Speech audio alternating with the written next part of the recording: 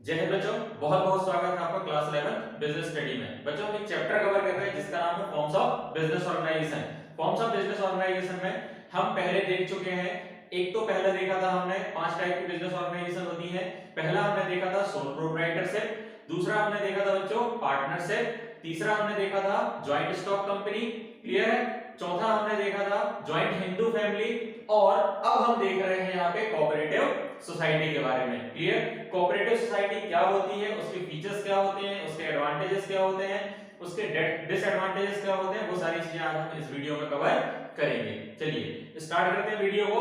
Cooperative society meaning it is a voluntary association of people और business to achieve an economic goal with a social perspective. Clear? Definition क्या बोल रही है कि लोगों के द्वारा स्वेच्छा से बनाया गया एसोसिएशन। क्लियर? किस पर्पस के लिए बनाया गया है? एन इकोनॉमिक गोल मतलब आर्थिक उद्देश्यों की प्राप्ति के लिए। अब आर्थिक उद्देश्य तो प्राप्त हो रहा है, लेकिन उसके साथ साथ उनको क्या देखना है? Social perspective. सोशल पर्सपेक्टिव का मतलब होता है सामाजिक परिप्रेक्ष्य। क्लियर? मतलब समाज को बिना नुकसान पहुंचाए समाज के हित में जो काम किया जाता है वो कहलाता है आपका सामाजिक परिप्रेक्ष्य, सोशल पर्सपेक्टिव। क्लियर है? मतलब सामाजिक परिप्रेक्ष्य के साथ साथ आर्थिक उद्देश्यों की पूर्ति के लिए जो एसोसिएशन तैयार किया गया है व्यक्तियों के द्वारा या किसी बिजनेस के द्वारा अपनी स्वेच्छा से, तो उस एसोसिएशन को हम क्या बोलते हैं बच्चों? Cooperative society. क्लियर है? क्या बोल रहा है इन शॉर्ट? अपन क्या बोले कि सामाजिक परिप्रेक्ष्य को देखते हुए आर्थिक उद्देश्यों की पूर्ति करने के लिए एक एसोसिएशन बनाया गया है पीपल्स के द्वारा, व्यक्तियों के द्वारा या फिर बिजनेस के द्वारा, व्यवसाय के द्वारा। और वो बिजनेस जो एसोसिएशन बनाया गया है वो वॉलंटरी एसोसिएशन है, स्वेच्छा से बनाया गया है, किसी को कोई दबाव में नहीं बनाया गया है। क्लियर? तो ऐसे एसोसिएशन को हम क्या बोलते हैं? Cooperative society. क्लियर हुआ बच्चों? कोऑपरेटिव सोसाइटी लोगों के कोऑपरेशन से जो एसोसिएशन तैयार की जाती है उस एसोसिएशन को अपन क्या बोलते हैं? Cooperative society. क्लियर? चलिए आगे देखते हैं characteristics of cooperative society.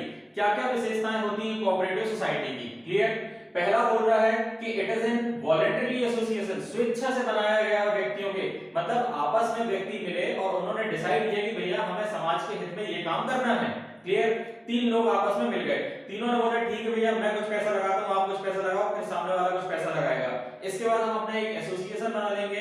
Association बनाने के बाद अपन उसको गवर्नमेंट से क्या करवाएंगे? रजिस्टर्ड करवाएंगे। और जैसे ही वो एसोसिएशन गवर्नमेंट से रजिस्टर्ड हो जाएगी, गवर्नमेंट उनको क्या देने लगेगी? फंड, कि भैया आप समाज की भलाई के लिए काम कर रहे हो। समाज की भलाई के लिए जो भी व्यक्ति काम करता है सरकार उसको क्या करती है? सपोर्ट करती है। क्लियर है? सब्सिडी वगैरह देती है। तो ये हो गया आपका वॉलंटरी एसोसिएशन, लोगों की स्वेच्छा से बनाया गया एसोसिएशन। पहली characteristics of cooperative society. Clear? Cooperative society को हिंदी में क्या बोलते हैं बच्चों? स्व सहायता समूह, है ना? स्व सहायता समूह, सहायता समूह होता है ये। फिर minimum membership required is 10 and there is no maximum limit. क्या बोल रहा है कि कोऑपरेटिव सोसाइटी अगर क्रिएट हमको करनी है तो कम से कम कितने मेंबर होने चाहिए? 10 मेंबर होने चाहिए। कितने होने चाहिए?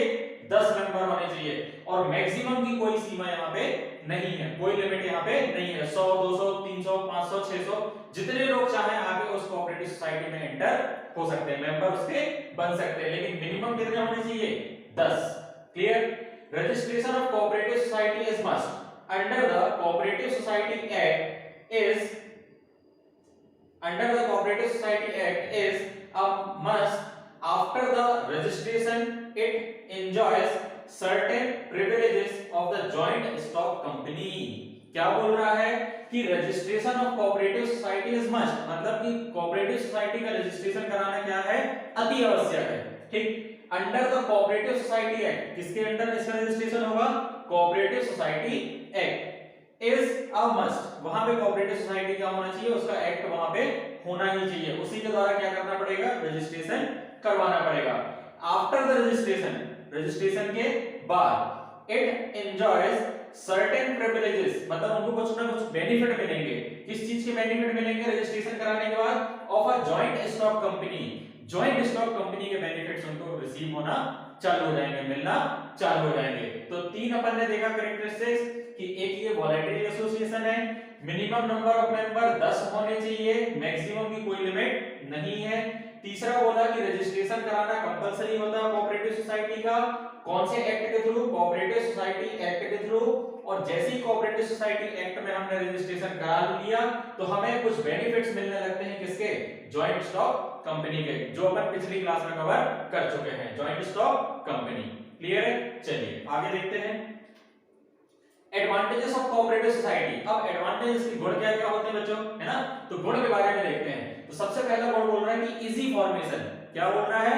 इजी फॉर्मेशन, ज्यादा कोई डॉक्यूमेंटेशन की जरूरत नहीं पड़ेगी रजिस्ट्रेशन कराने के लिए। जो मेंबर्स फर्म में एंटर हुए हैं उनका नाम आएगा, जिस जगह पे वो क्या कर रहे हैं, कोऑपरेटिव सोसाइटी को चला रहे हैं, उसका भूमि का क्या हो जाएगा, लैंड का रजिस्ट्रेशन हो जाएगा। क्लियर है? और वो सारी चीजें देखती हैं, उनकी जो छोटी मोटी फॉर्मेलिटीज होती है वो सारी फॉर्मेलिटी कंप्लीट करने के बाद इजीली हमारी कोऑपरेटिव सोसाइटी का रजिस्ट्रेशन हो जाता है। क्लियर है? इसीलिए बोला गया है इजी फॉर्मेशन। नेक्स्ट बोल रहा है लिमिटेड लायबिलिटी। क्या बोल रहा है? Limited liability. अब भैया हम कर रहे हैं समाज सेवा, अब समाज सेवा कर रहे हैं तो हमारी स्वेच्छा से जो हमसे बन पड़ेगा हम वो करेंगे। क्लियर है? ऐसा तो है नहीं कि किसी के दबाव में आके हम कोई काम करें, तो यहाँ किसी प्रकार का कोई दबाव ना होने के कारण लायबिलिटी क्या हो जाती है, वहां पे लिमिटेड हो जाती है। क्या हो जाती है? लिमिटेड। क्या बोल रहा है कि कोऑपरेटिव सोसाइटी जो होती है वो स्टेबिलिटी होती है, उनमें क्या होती है, स्थायित्व होता है। मतलब एक जगह एक बार तैयार कर लिया गया है कोऑपरेटिव सोसाइटी को तो कंटिन्यूअसली वो सोसाइटी आपकी रन होते रहती है। फिर क्या बोल रहा है? Democratic management. क्या होता है? Democratic management. अब 10 तरह के लोग उस कोऑपरेटिव सोसाइटी में ऐड हैं तो वहां पे थोड़ी सी क्या होगी, डेमोक्रेटिक मैनेजमेंट, मतलब कि लोगों के सहयोग से सब काम हो रहे हैं तो उनकी बातें नहीं हमको सुननी पड़ेंगी।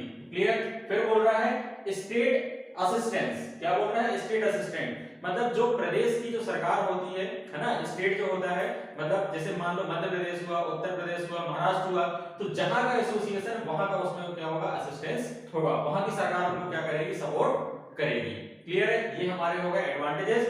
क्या क्या एडवांटेज? कोऑपरेटिव सोसाइटी बनाने का पहला गुण हो गया कि भैया इजी फॉर्मेशन होता है, लिमिटेड लायबिलिटी होती है, स्टेबिलिटी होती है, स्थायित्व होता है, मतलब एक बार बन गया तो वो कंटीन्यूअसली चलता रहेगा, उसमें कोई डिसकंटिन्यूटी नहीं आती। डेमोक्रेटिक मैनेजमेंट होता है, 10 लोग हैं, 10 लोगों की बातें हमको क्या करना पड़ेगा, सुनना पड़ेगा, समझना पड़ेगा, फिर एक्शन लेना पड़ेगा। और लास्ट में होता है स्टेट असिस्टेंस होता है। क्लियर है? मतलब डायरेक्ट हम बात करेंगे किसी भी चीज के लिए, वहां पे कोई रोक टोक नहीं होगी। क्लियर है? वो कहलाता है state assistance. Next disadvantages of cooperative society. भैया लास्ट टॉपिक है ये हमारे चैप्टर का। क्या आ गया?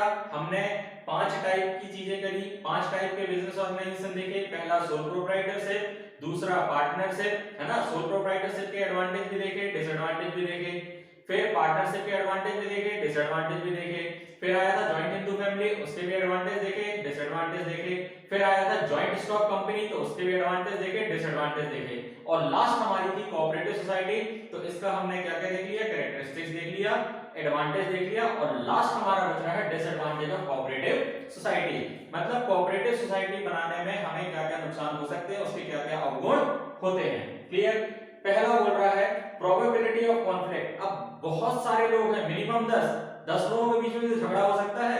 ए ने बी की बात मानी लेकिन बी सी के बात से एग्री नहीं हो रहा है, तो आपस में क्या होगा, असमंजस बनेगा, है ना, वहां पे लड़ाई झगड़ा होने के चांसेस ज्यादा हो जाते हैं। तो जितने ज्यादा लोग उतना ज्यादा कॉन्फ्लिक्ट होगा, काय के लिए, लड़ाई के लिए। क्लियर? तो पॉसिबिलिटीज ऑफ कॉन्फ्लिक्ट ज्यादा से ज्यादा मात्रा में होते हैं। Long decision making process. अब 10 लोग हैं तो 10 की सलाह लेना बनता है, अगर हम एक की भी सलाह नहीं लेंगे तो भैया वो गुस्सा होके बैठ जाएगा, नाराज हो जाएगा। क्लियर है? तो उसकी भी सलाह लेना आवश्यक है, इसीलिए वहां डिसीजन लेने के लिए सबकी सहमति का होना अति आवश्यक है। तो लॉन्ग डिसीजन मेकिंग प्रोसेस होती है। कोऑपरेटिव सोसाइटी में सदस्यों की संख्या ज्यादा होने के कारण, ये देखो ये 5 लोग हैं, अब जो ये 5 लोग हैं तो एक अगर मान गया, बी नहीं माना, तो भैया लड़ाई झगड़ा हो जाएगा। लॉन्ग डिसीजन मेकिंग, इसकी भी सहमति चाहिए, इसकी भी चाहिए, इसकी भी चाहिए, इसकी भी चाहिए और इसकी भी सहमति चाहिए। अगर ये दो सहमत नहीं हो रहे हैं तो डिसीजन लेने में थोड़ा समय लग सकता है। Not enough capital. अब इनके पास कोऑपरेटिव सोसाइटी है ना, सामाजिक समूह चला रहे हैं ये, तो जितना पैसा इनके पास होगा उतना वो काम कर पाएंगे। अदरवाइज जब गवर्नमेंट से पैसा मिलेगा, है ना, एनजीओ इन्होंने क्रिएट करी है, तो उस एनजीओ में जब तक कोई सब्सक्रिप्शन आएगा, चंदा आएगा, है ना, डोनेशन मिलेगा, तो डोनेशन मिलने के बाद फिर हम क्या करेंगे, काम करेंगे। तो वहां पे जो कैपिटल होती है वो इनफ नहीं होती है काम करने के लिए। क्लियर हो गया बच्चों? चलिए चारों टाइप पांचों टाइप की हमने ऑर्गेनाइजेशन देख ली है। ये वाला चैप्टर आपका कंप्लीट। नेक्स्ट क्लास में हम नेक्स्ट चैप्टर करेंगे। तब तक के लिए बहुत बहुत धन्यवाद।